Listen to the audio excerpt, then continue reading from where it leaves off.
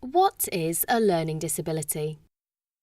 Historically, the definition of a learning disability was making a judgment based on a person's IQ.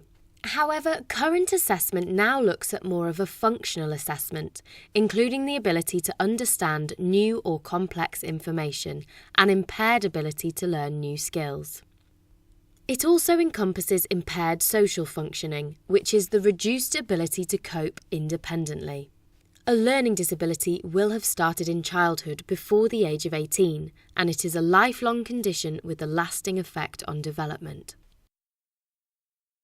How many people does this affect? According to the Learning from Deaths Review Report 2018, life expectancy for people with learning disabilities is considerably lower than that of the general population. The average life expectancy for women with learning disabilities is 56 years compared to the general population of 85 years. And the average life expectancy for men with learning disabilities is 59 years compared to the general population of 81 years. Why are people with a learning disability more at risk of dying younger? People with learning disabilities are more likely to have complex health needs, including gastrointestinal cancer, dementia, poor dental hygiene, compromised immune systems, and a lack of exercise.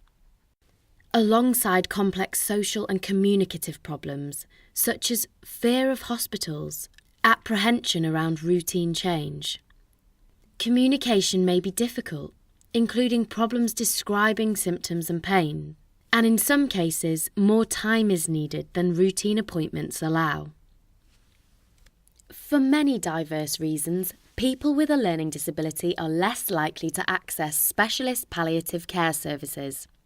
This includes a lack of understanding about palliative care and what is available, resistance to talk about death and dying from family and paid carers, fear of upsetting people with learning disabilities, and the fact that when a person has a learning disability, it may be difficult to predict when their life is coming to an end.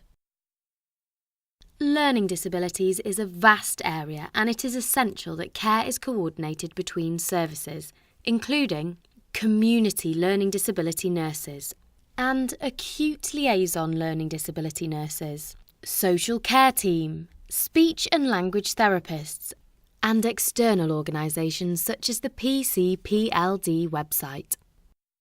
There is no single answer to improving palliative care services, but good communication across services is a start. Marie Curie has a lot of good resources to help get systems talking.